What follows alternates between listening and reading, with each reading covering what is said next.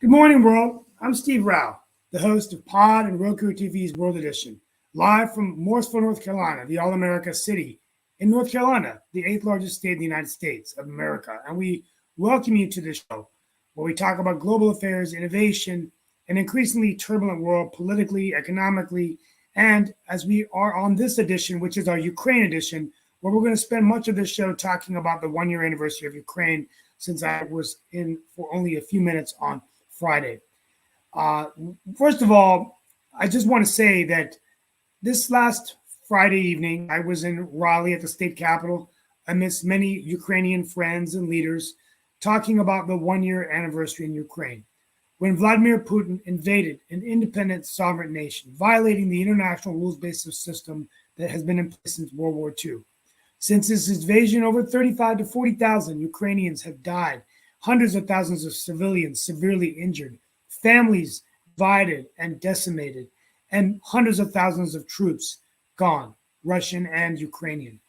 It's been a bitter and a sad year, and through it all, we continue to navigate and be inspired by the resilience of the Ukrainian nation.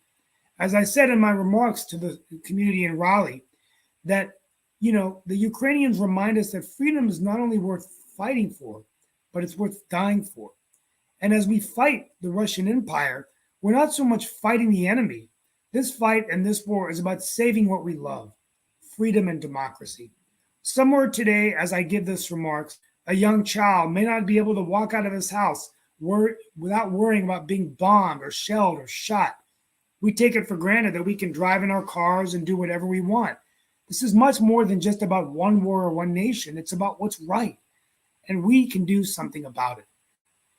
Today, we're going to have a special guest, one of my friends, to talk about this. But before I do, I want to give a shout out to Volodymyr Zelensky, Prime Minister Zelensky.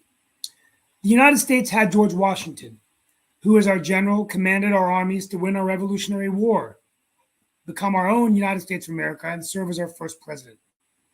India had Gandhi, the leader of Free India, that became today the largest democracy. The United Kingdom had Winston Churchill, who inspired a nation to get into World War II. And we also had Franklin Delano Roosevelt, whose calm, soothing voice led us through the Great Depression and to the largest victory in World War II with the Allies. But Ukraine has Volodymyr Zelensky, Prime Minister Zelensky. He is the George Washington of this era. I truly believe that 1,000 years from now, he's the president of Ukraine. I apologize for that. He will be revered 1,000 years from now as the one man who did what was right and would not succumb to fear and intimidation and brutality. I dedicate this show to his courage and his spirit. And we want to know, if he's watching this show, that we are here to support his nation with whatever we can do. With that being said, I am honored today to have with us Michael Brzezinski, who is a political analyst and also has ties to Ukraine. Michael, thank you for being with us today. Hi, yeah, it's good to be here. I guess I used to work for the Polish Foreign Ministry for a time as well, and yes, I am a political consultant here in Raleigh. So I guess everybody has been talking about it for the past week. It's the one-year anniversary of the invasion of Putin's special military operation. You hear about it seemingly every day on the radio around now. And I think going into this, there's a lot of topics of conversation that are kind of on everybody's mind. The biggest one is war fatigue, I think, which is what a lot of the experts from Eastern Europe and a lot of the region analysts are kind of fixating on right now, because they recognize what many of us recognized a while back before, that while this war would not be short, it would not be a Russian victory. It would still drag out. Right. This is not a quick and easy war. This is the largest conflict that Europe has seen since World War II. It is the largest modern conflict between peer competitors with peer armies since World War II, or at least the Korean War. And what that means is that there's a lot of concern within Ukraine and within Eastern Europe and within the West that the kind of support that's necessary to fight that sort of conflict eventually dies down, that it eventually goes away, that gradually support dithers off because results aren't being seen. The reality of that is that the results that we're seeing is a stemming of Russian aggression at a cost that is borne almost entirely by Ukraine, right? The old adage, gold is cheaper than blood. The amount of funds and money that goes from the West to Ukraine is minuscule compared to even the kind of costs that the collective West paid during the Cold War just to station troops and build weapons that weren't even being used, right, in Western Europe, to quote STEMI, Soviet aggression. So I think you're going to hear a lot lately in the news about making sure that the right kind of aid is going forward. And I think you hear a lot of messaging from the current administration, from President Biden, about continuing nonstop aid going forward. But the reason you hear that is because that's kind of the most important thing on the menu right now, is making sure that we don't start getting fatigue, right? Yeah, and that's the question I was going to ask. And I had so much to get in my monologue, so I feel, and I apologize, it's President Zelensky. But, one of the things I think it's fair to say, and we're going to bring our other team in as we ask you these questions, is that, Fareed Zakaria wrote a good post, a blog in Washington Post, and it was all about kind of like where we're going. And it seems like whatever strides Russia made, obviously, they're losing in terms of being able to take over Kyiv, and the Ukrainians had success resisting, but even they, over the last few months, have lost territories that they've taken back. So at the end of the day, I think it is somewhat of a stalemate. I do believe that, one thing is that they could perhaps eventually, do you believe they could come up with some kind of agreement like Crimea and Donbass in exchange for NATO membership? But Zakaria mentioned that the money is continually important to provide Ukraine the ability to continue to fight.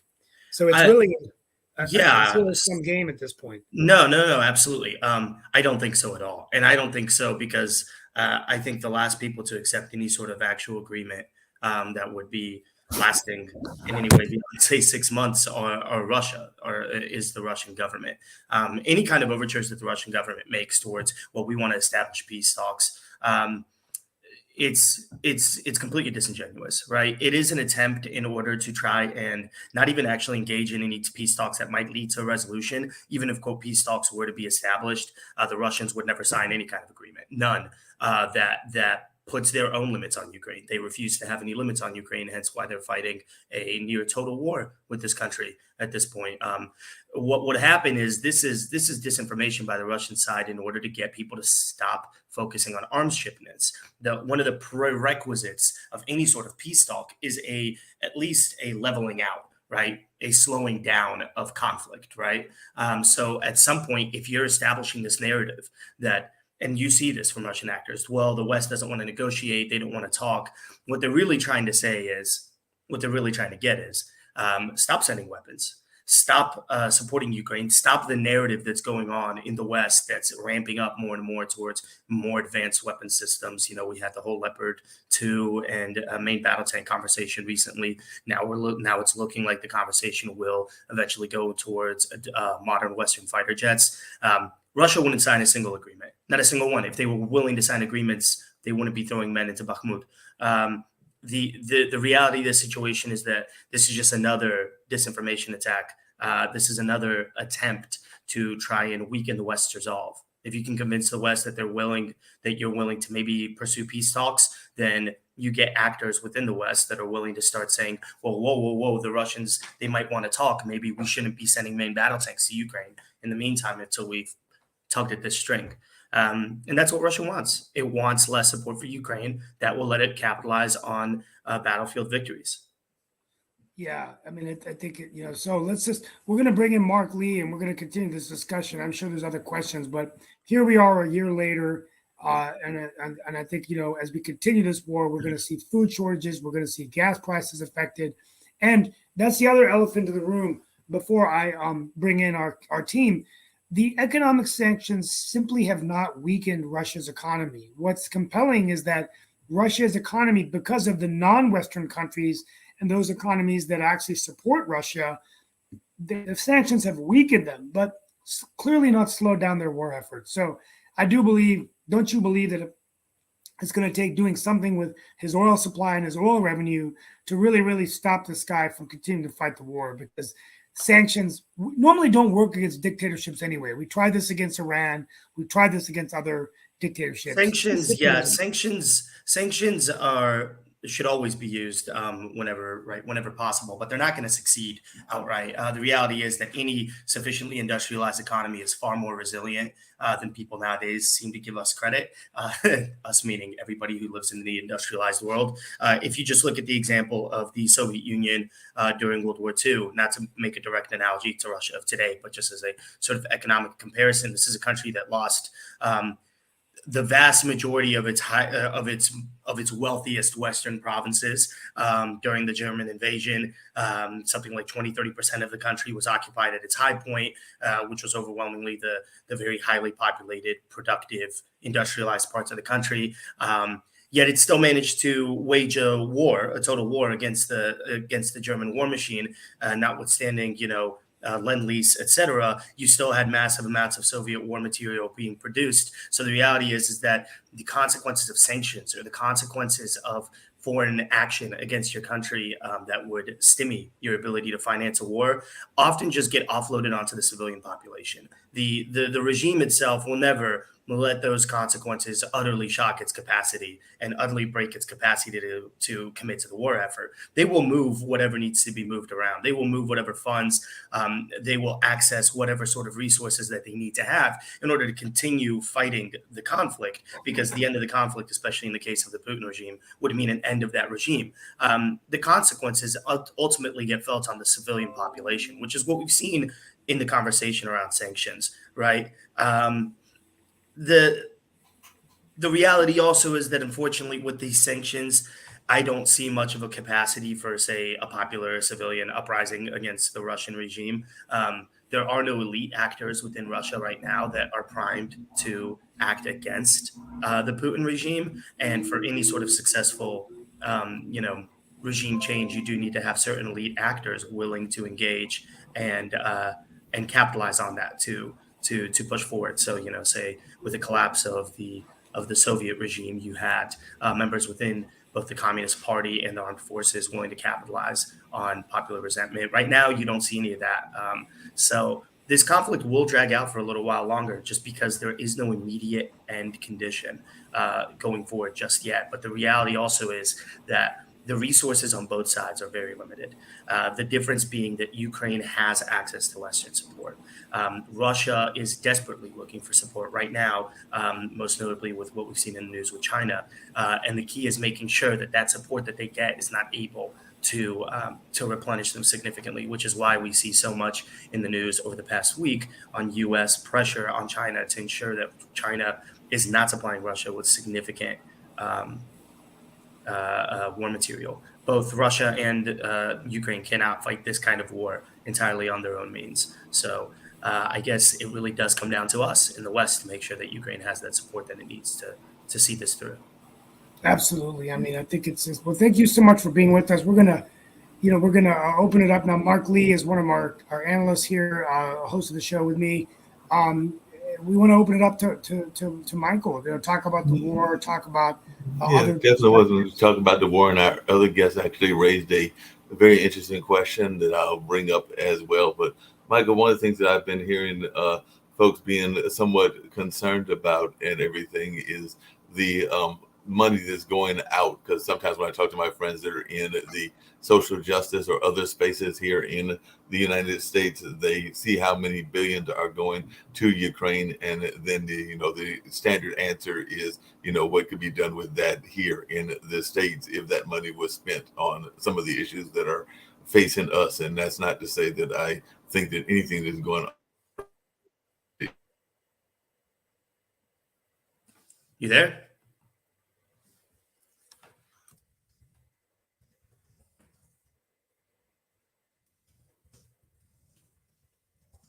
Is Hey, Mark, I think you cut out for a minute, or maybe my connection cut out for a second. Yeah, I hear this argument all the time, and working as a political consultant in Raleigh, the primary chunk of my business and my work is about domestic issues. So, I mean, I get a little bit snarky when I've heard that question before. I like to ask people, well, if you have all these great ideas about what we should allocate those funds for here in the U.S. domestically, then let's start allocating those funds as we need them. Them out of aid if you are really so intent on that. In reality, those funds usually aren't being allocated. These are not funds that are being pulled from other social programs. These are not funds that are being taken out of anything other than our military budget, which is designed to ward off and to compete and to neutralize the threats that our country faces. And right now, those two big peer enemy threats are Russia and China. So you think of the fact that, okay, we spent $111 billion. I'm under the impression that if I went back in time to 1972 and I told a couple of the U.S. generals in NATO Western Europe command that we were managing to absolutely annihilate Russia's military capacity on the battlefield by spending, $111 billion and not a single American life, enlisted American life lost, I think they would salivate and cry at that reality.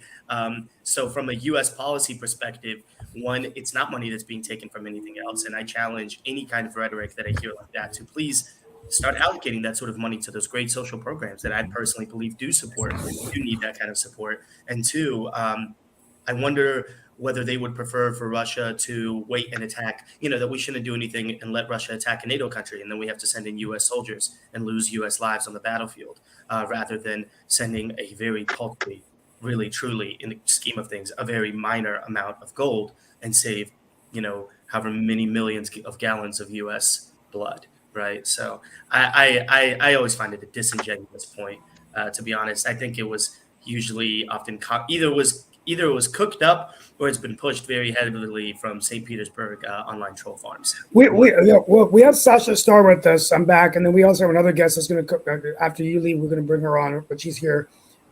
But Sasha, Sasha's our Ukrainian expert. He's Ukrainian immigrant. Sasha, what insight would you like to share with us today? Yeah, Michal, great to see you again. I'd like to point out one thing which probably is overlooked, that for Russia and specifically for Putin, this is existential war. Nothing else. It's really about its existence. It's about their ability to not only rule the country, but even physical life per se. Now, in the West, United States including, this is some kind of an exercise in some kind of a balance to not to let Ukraine lose the war on one hand. On the other hand, not to send so much powerful ammunition and weapons so Ukraine will actually win the war. Although even by winning the war for Ukraine, it's very muted concept, because what it is to end war in Moscow. It means to get out from all its territories, or all its territories but Crimea and Donbass. It's very muted at this point. But I'd like to point out this. So that explains why the West is so careful, why it sent so much weapons, but not enough for Ukraine to mount the attack that will get all its goals accomplished. So West is also running dangerous game. Look, Chinese, for example, which are considering now start helping Russia, they're considering that West is already committed and directly is involved in the war. It doesn't matter that they don't send their soldiers to fight, although there are a lot of Americans. Unfortunately, some of them are being killed, but they're volunteers. So, and not only Americans, but from UK, from Poland, from many other countries. But just by sheer the boycott, the sanctions, and sending so much weapons and ammunition, West is involved. West is committed. US is committed. So now, if Russia is still successful, it means not only that Ukraine lost, it means that the West lost. It means that all our society lost. Okay, it was the only people who will be happy about that are Republican bookkeepers. Okay, that's fine. But that's not all America. Thanks. Oh, come on. Thankfully. Yes, I'm saying exactly what it is. Just keep your bookkeeping exercises. Oh, we send so much money here, so much money there. Oh my God! What are you talking about? Do you think that it's Just your stay money? calm Do you and think talk that about this- the facts, Do you not the think that rhetoric. this money would not be sent Ukraine? They will come to your pockets? Absolutely not. Okay, this money will be inappropriated. So it will be let's spent shift elsewhere. over to Dan. Dan, let's get your insight, and then Lee. We got a few more minutes with Michael, just in terms of your perspectives, and we want to thank Michael for being with us today. First of all, thank you, Michael. It's been very useful, the comments that you've made. Sasha is a real patriot for Ukraine. His passion comes out clearly. His biases about America are clear as well. And, but I honor Sasha's and his vigorous defense of Ukraine. I see a number of problems in Ukraine. I think I agree with the analysis that Sasha just provided. America is playing a dangerous game and not providing enough arms to let Ukraine defeat Russia. But Russia has been escalating the amount of men and weapons going in as well. So it's the reason for the pushback is because the Russians have committed troops and resources for that pushback. Ukraine's getting Western tanks and other things to be able to help them repel the Russians. But I think Sasha's right. The U.S. is sort of seeing this as a balance of power issue. The other day, Sasha was bragging about how Ukraine would be the largest army in Europe, and has visions of Ukraine taking over it's the geopolitical role in that area, adopting many of the other states and becoming sort of a Russian substitute, a Soviet substitute. I think the United States has to be concerned about that because right now Ukraine is a dictatorship as well. Isn't a true democracy because freedom of speech and other things have been eliminated in Ukraine because of the war. I mean, it's perfectly understandable. I would push back a little bit. That would be like saying that the United States of the Union was a dictatorship during the Civil War just because Lincoln suspended habeas corpus. I think there are more factors that go into deciding whether something is a dictatorship. Well, political rather than just political opponents are jailed. Sure, and again, media sources the Union in the North, silenced. We jailed dissidents. Things, which are not the kind of things that we as a free people really advocate, right? I mean, well, I really just had any woke population. Hold on, I'm making a comment. If you had any of the woke population complaining about things there, about their woke agenda there, and all this money going to the war, you can bet that they would be jailed, and because they keep their big mouth shut. We got to worry about freedom. We got to worry about survival, right? So I don't blame it, but you guys are being a little disingenuous about saying things are free there. They're not. I wouldn't call people it. Are fighting. People are fighting for their lives, and so you can't fan. But again, would you characterize the Union during the Civil War as a dictatorship? Because everything you just described. No, I wouldn't. Well, then, I mean, because are you they familiar were in with a the writ of civil habeas war, corpus? right? Are you But that familiar was with the writ of how many habeas years corpus? ago, Michael? Sure. 160 years ago. No, I understand, that- but, that but, ever but the happen principles, again the in the United constitutional States? principles. I mean, our Well, the constitution has closest we since then think we changed. saw to that was in minorly. 2020. So when, Dan, what is your answer when- then? Just when continuing. Our government, So when Dan, our government collaborated with social media to silence the conservatives, right? I mean, No, that's the look, I'm not trying to concept. speak to anything. I'm not trying to make a domestic political left or right kind of argument here. I was just saying that I would never categorize Ukraine's political system today as a dictatorship. I truly wouldn't. However, and I most do political recognize that experts certain. don't. I do Well, recognize that, of course. I mean, certain wartime actions have been enforced, which is something that I mean, even the United States did during World War II. These are things that, when you're at that scale of total war, We did during World War II. suspended Like what? elections. They haven't suspended parliamentary procedures. They haven't suspended any aspects, actually, of the Ukrainian constitution. I wouldn't call it a dictatorship. That being said, Miguel. I do think it's a dangerous game to play the fine line. I think the narrative that's been coming out here during this conversation. Hey, let's go to Hey, V and then go Miguel, back to Miguel. Mike. Sure, We have because 4 you minutes. support Ukraine. Miguel, Well, Thank I you, support Steve. Ukraine Hold on one second. No, I Hold support on a Ukraine second. because I Miguel. Let understand. Michael finish, please. He's the I guest. realize there's some realities about balancing things out and how things are looking. So this is where I right? would say that's dangerous, right? I support Ukraine not because I'm Ukrainian. In fact, I'm half Russian. I speak Russian. I'm half. A lot of Russians are supporting Ukraine. Sure.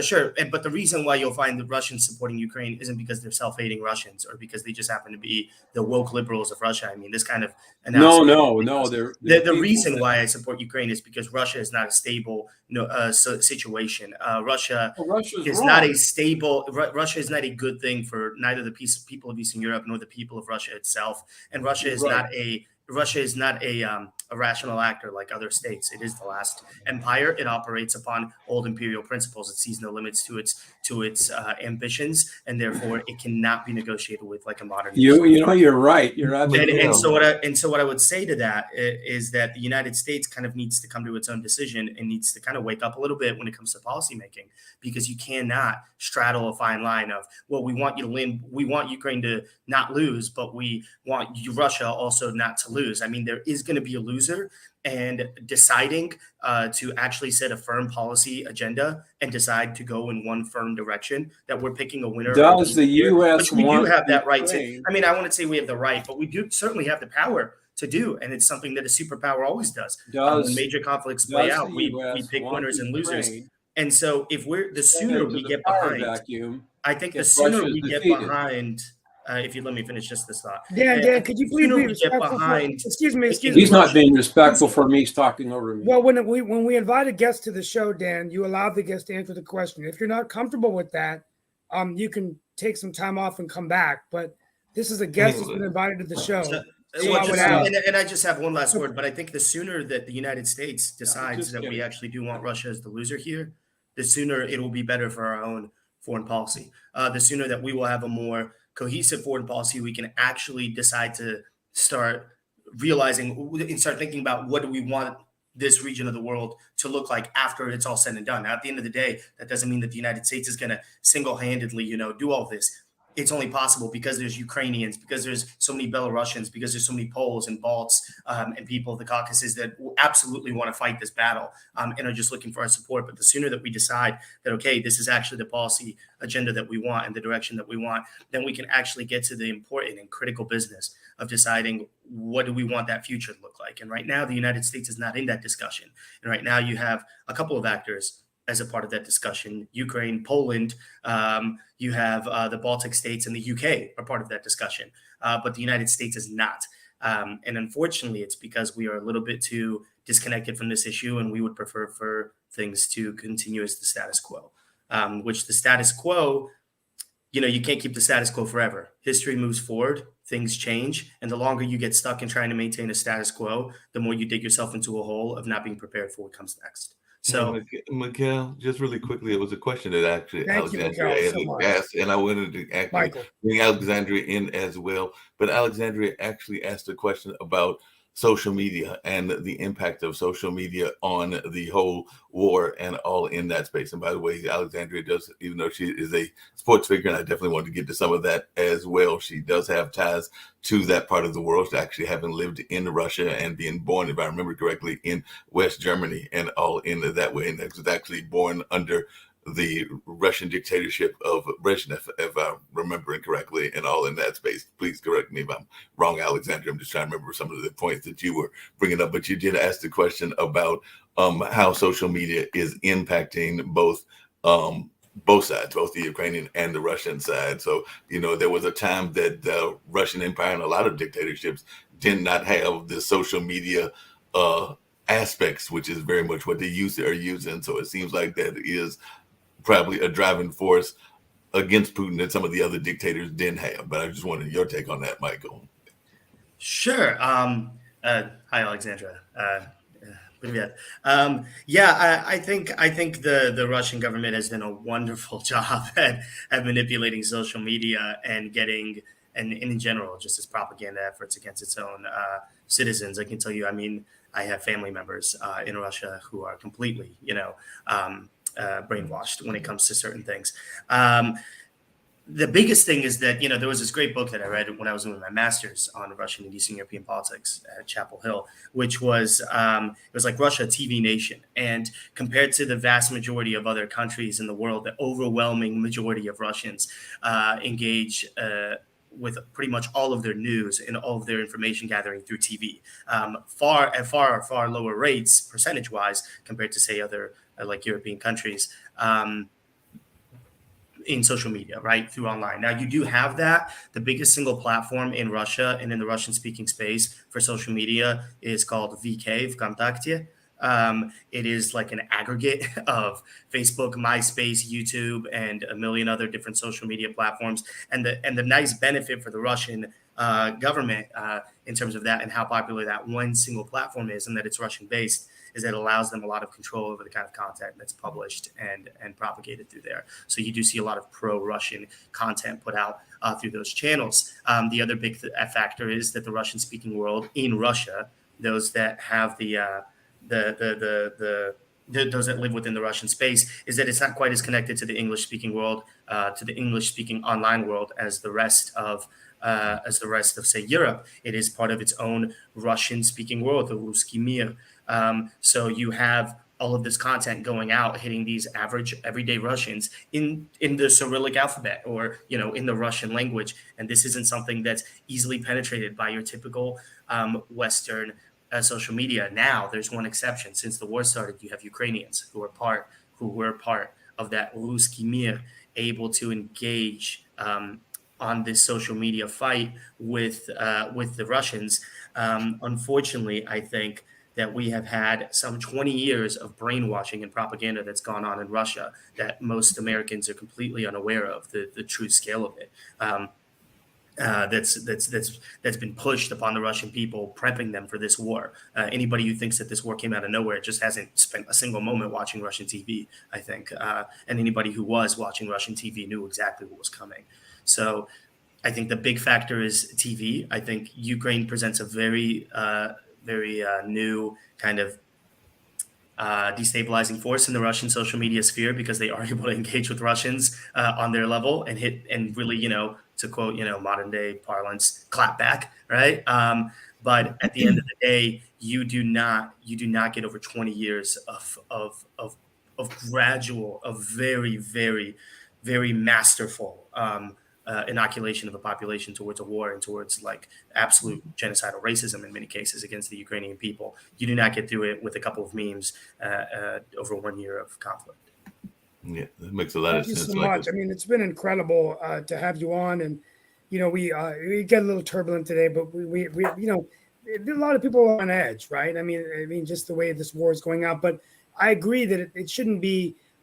We need to do what we can to support Ukraine, and I think anybody that says, well, why are we giving the money and all that? I mean, at the end of the day, we're giving the money because it's the only way that Ukraine can win this war. And unfortunately, their country has been devastated as well, right? So even if they survive the war, the concern is, how are they going to rehabilitate? How are they going to recover, right? So it's amazing. So let's Yeah, I'd probably reconnect. taking enough of people's time, and I do have another obligation coming up. But it was great to have a chance to speak. No, I'm I glad appreciate to you and answer some everything. questions, and I look forward to watching the recording of this and seeing all the other great Well, speakers that you we guys. appreciate your time with us today. We are going to bring you back more frequently to talk about Ukraine, and we're also going to invite you to Sasha Star's show as well. So, want to I'd be happy thank to you do for being with us today, and we pray for Ukraine. And I know your father is from there, and we that. Part pray of my for father's North family, Carolina. yeah, I have some Yeah. family there, but not We most of my pray family is. for the Ukrainian people because, and so let's get thank you so much, and we'll see you soon. Thank you. Okay, Mark, let's continue our discussion. We got Well, I about was going 20. to continue the discussion. I wanted to bring in Alexandria, and actually, I wanted to hear her take on it because, like I mentioned earlier, she is from that region to some degree, because definitely having been born there in West Germany, but she was also a female athlete pioneer. Actually, the was one of the first female to make and form the U.S. women's bobsled team there in 1994 and won the national competition. And definitely, that was some amazing efforts back there in 1994, and definitely is a advocate both of fitness and also of the environment. But I let Alexandria speak for herself about both what we've been talking about and also just on her groundbreaking work, because she's also been doing a lot of research on other great women athletes as well. So that's part of the reason I wanted to hear from Alexandria on this particular day as we're nearing Women's History Month and all of that. But Alexandria, if you'll share some of this amazing history of yours, I would love to hear that, including some of that family history as well. Hi, thank you. And I have to say, I really enjoyed that banter. I'm so used to coming in and just diving into women's history and sport. So I'm thank you for including me in that, and I really enjoyed that. That was good stuff. So yeah, for me, I also teach kinesiology. I'm teaching women's history, and what really made me write the book is, I'm one of the professors responsible for teaching tomorrow's therapists and trainers and anything and all things sports, wellness, fitness, health, recovery, rehabilitation.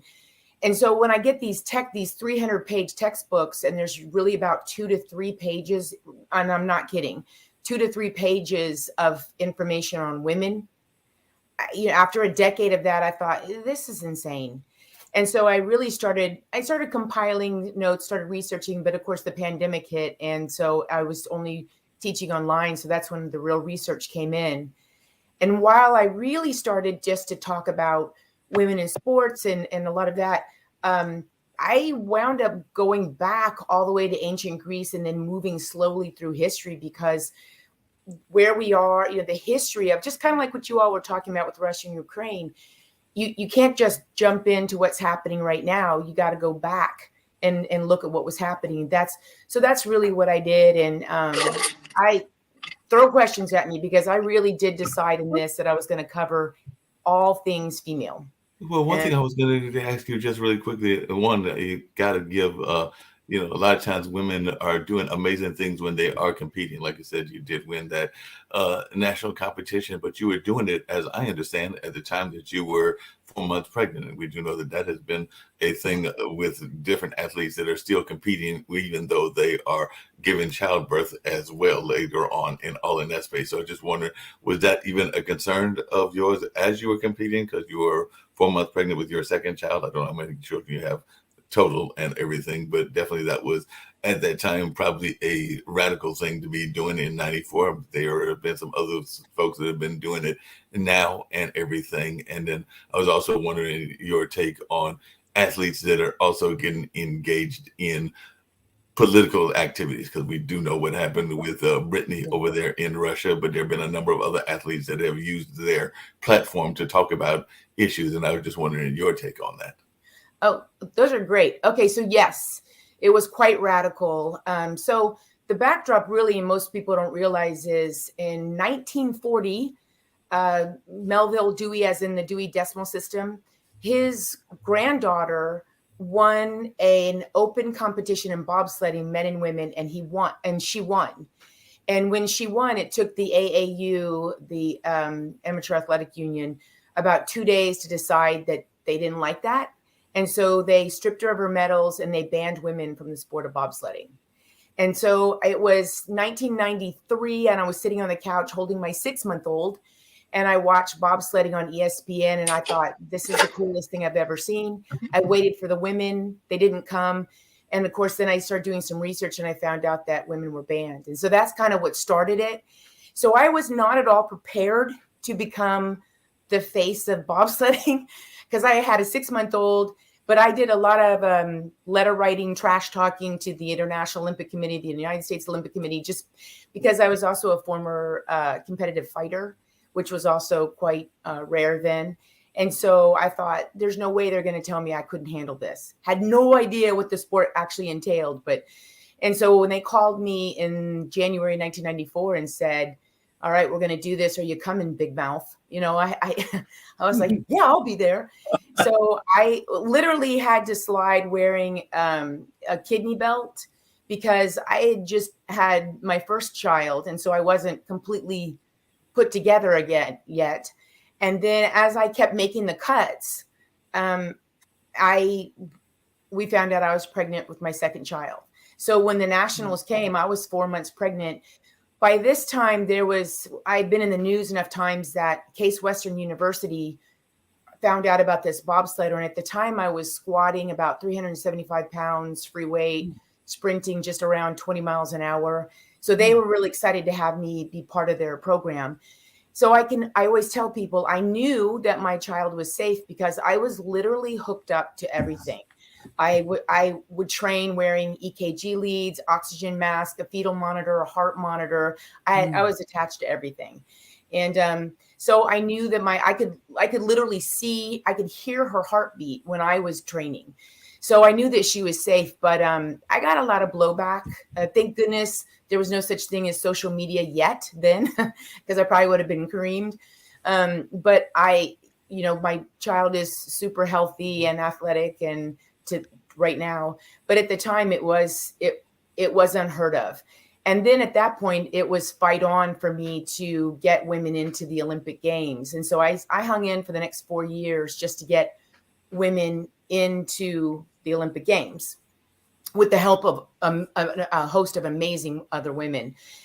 And that kind of ties into your second question, which is, so between what I went through just because I was watching television and didn't see women representing a sport I thought was cool, that really opened my world up to activism and also research and science. And so I love that female athletes are being so active. Most people, you say athletes took a knee, and most people don't know that the first Black athletes to take a knee were in the 1960s, and they were Black cheerleaders. Most people don't know that. We think Kaepernick, right? Yeah. So there's a long history of things that women have done that predated who the male athletes we think did things. But we didn't write about females in sports really until the 1970s is when it started to pick up with the Battle of the Sexes. Do you think it's gotten better for women? Lee's been very quiet today. Do you have any insight, Lee? First of all, good morning. Thank you for coming. And all this, what you're saying is beautiful, and women should be included. I don't know what they were thinking, what have you.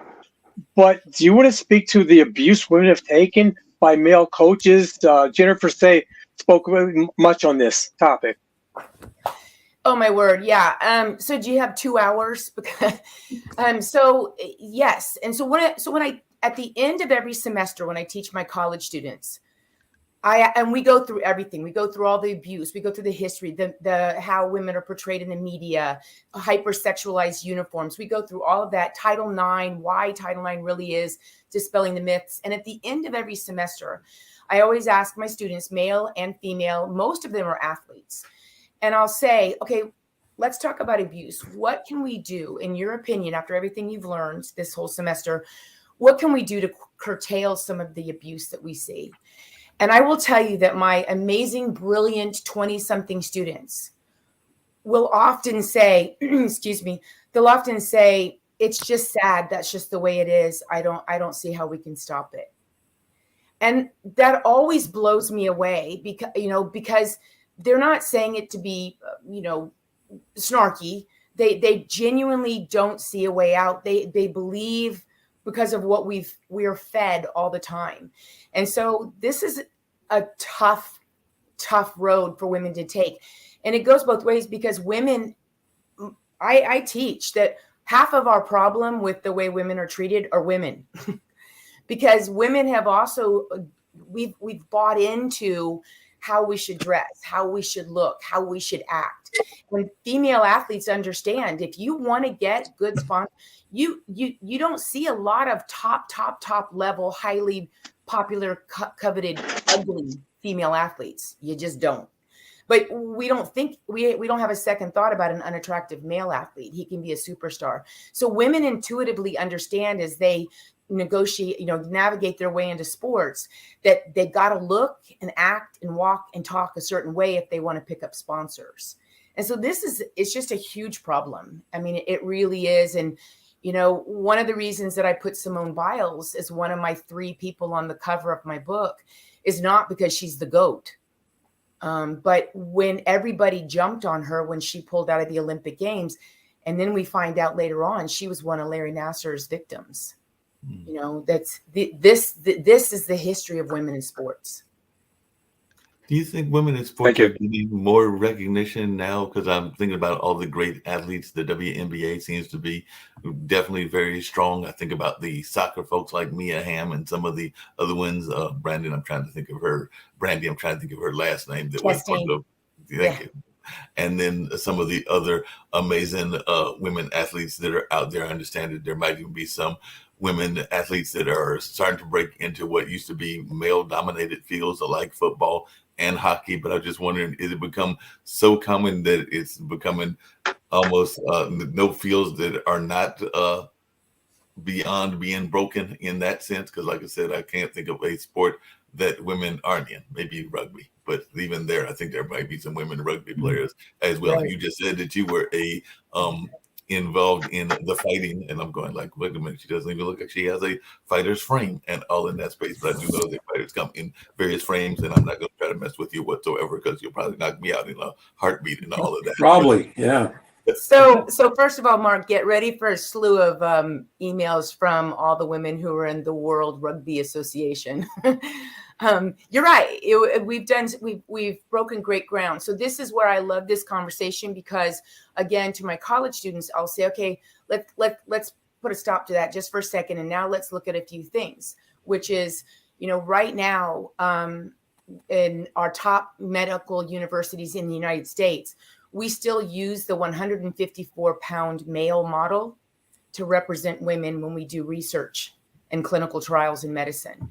We know that women, because of our hormones, we react differently. There's all kinds of, the numbers are quite alarming about how many women wake up during surgery because we react differently to certain anesthesias, for example, Ambien, sleeping aids, painkillers. But we're still using the 154-pound male model. And for all the like, as you said, women are just everywhere in terms of sports. There's nothing that we can't do. We're showing that. But only 6% of all exercise science research, 6 is dedicated to female athletes, 6%. And so, the numbers are, this is where our real problem is. So how can we possibly be saying anything more about, for example, transgender female athletes in sports? I believe fully and totally that all people should be able to live the life that they believe that they should have. Absolutely. And I would never want to stop anyone from living their life. But I don't know that we can actually say, as the IOC did in 2014, when they said transgender female in sport, sure, okay. Very little research. And so my point is that I don't understand how we can let certain things happen right now until we up that 6% to at least 50% for our research. And and I'll tell you before anyone asks, the reason that we use the 154-pound male model, the reason we only have 6%, the reason that in the United States, we have the most fatalities during childbirth of any Western country in the world, right? The reason all this is happening is because we're being told, because of our hormones, in terms of clinical trials, were too time consuming and were too expensive to use. So it's easier to use the 154-pound male model. Wow. Wow. It's amazing. Real quickly, Mark, before we end the show, just a couple of things we didn't talk about today, but just to let people know what's going on. And we want to thank you, Alexandra, for sharing all your insights. The CDC is investigating the train derailment, terrible situation in Ohio. So we're going to talk about that tomorrow. What does this mean? How does this affect the transportation department, the environmental department of the country? Terrible winds and storms continue in California. Winds and storms occurring. A new president of Nigeria, possibly. They've got a guy named Peter Obi, who's an unknown third-party candidate that might have a chance to win. And there's been protests in Mexico. So as we continue this conversation, just a couple of those things we're going to talk about tomorrow. But back, definitely. And there's another one that we might get to tomorrow as well that I'll actually loop it into the question I'm going to ask Alexandria, because there is a white student that is actually suing one of our HBCUs, Howard University, which of course is also where Kamala came from, for $2 million over racial discrimination. So it's one of those reverse discrimination kind of suits, and it'll be interesting to see how that plays out. But Alexandria, I was wondering what your thoughts are in the sense of the management side of the athletic world. I do know that there have been a number of great athletes, women athletes and everything, but there are definitely on the basketball side, folks like Dawn Staley and a number of others, but I don't know that there is enough leadership in the sense of women coaches and women owners and things in that space. But I just wondering your take on that, if there is enough women-led sports organizations, and is that something that you would like to see more of? And then the other thing that I was curious about, and maybe you can loop them in, maybe you can't, is I also saw that you were an environmental activist. I'm going like, how does the sports world fit into the environmental world? Because that's one of the things that when I was doing my research, I found out about you. And I'm going like, are they two separate things, or are they tied in together? They're two separate things, but they're obviously tied together. When there's all kinds of studies about communities that are near heavy industrial activity, oftentimes, believe it or not, soccer fields are very close to these industrial parks. And so, I joke about it, but I don't, which is it's all great till you can't breathe.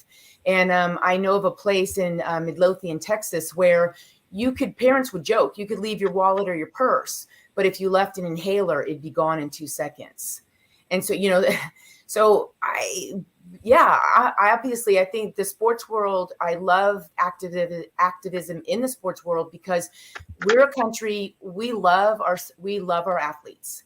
And so if an athlete can speak to issues that are going on about civil rights or clean air or clean water or child abuse, this is a great thing. I know a lot of people don't like that. They just want athletes to stick to sports. But if we're going to call them role models, then let's use role modelism beyond sports to really help people see what's going on in their communities. Yeah, no doubt about that. What about the notion of more women in coaching? Is there enough women in coaching? So before and in my history, before women were accepted into sports, all of our trainers and our coaches and organizations were women led and women held. And then as soon as women came into a sport that became profitable, early in the 1960s and 70s, all coaches were replaced by men. And then the fight really began in the 70s and 80s to get more women into back into coaching. So it's an ongoing problem. Yes, we definitely have more female coaches, but we need so many more coaches. And to my point, if we only have 6% of research and we don't know anything about women's bodies, and I give you the example of Mary Kane with Nike. She was the fastest girl in America, and Nike swept her up. And an all-male staff didn't understand that female athletes actually need more protein. And they literally starved her and broke down her body and destroyed her career. And so we definitely need more female coaches who understand things that male coaches don't yet, but they're not educated. They don't yet understand about female hormones and cycles and how really big this is in an athlete's career. How often do you feel that the portrayal of women athletes has been done well? I know that there was that movie, I think it was A League of Their Own, that was about the women baseball players and all in that kind of way. And there have been a couple of other ones, including the one about the UNC soccer team and a couple of other ones. But I was just wondering, how accurate do you feel the portrayals are of women athletes, even if we go back to like some of the early track athletes and all in that kind of way? Oh, okay. That's a loaded question. The short answer is, so for my students, I break it down, and a lot of people don't like this. I don't care, because it's the reality. Is the white female athlete and the non-white female athlete experiences were quite different. This is I'm not passing judgment. I'm simply stating that in the early days, the only women who were allowed to participate in leisure sports, which was croquet, lawn tennis, golf, were upper class educated white women. Well, and so the first women in the Olympic Games were only upper class educated white women. And so this is a history. And so of course, that historically speaking, that had a big impact on who had to fight the hardest to get into certain sports. You know, I told you my story of I had to fight bobsledding just because I was female, but the history is long and hard of other non-whites getting into certain sports. And in fact, the Latina athlete really didn't make her big emergence into sports until the 1990s. And as one of my college students said to me when I asked, why do you think that is? And he raised his hand and said, well, that's probably the most hypersexualized female in most cultures, and it's pretty hard to get respect when you're hypersexualized. Oh, you know, so there's so many components to the female athlete and what she's had to go through and where she is today and how much further we have to go. That's so different from the male athlete that I just think she's so interesting and she needs to be celebrated. But every semester, at the end of every semester, the 90% of my students say to me, I had no idea about this history. So that's what we really need to change. And then maybe things really will get better for female athletes. So who are some of your favorite athletes? And then we're going to let Steve do his closeout as he always does. And I don't know if anybody else has any questions for you really quickly, but who is your favorite athlete out there in the world, whether it's in the United States one or one from Eastern Europe or wherever they might be from? Well, I have many who are long since gone. But I'll say one of my top favorite just won an award last night, Serena Williams. And I love her because she did not fit the hegemonic feminine ideal that this country has. She's too large, she's too loud, she's too black, she's too strong. And a lot of people don't like her for those reasons. And she's just, her spirit is so incredible.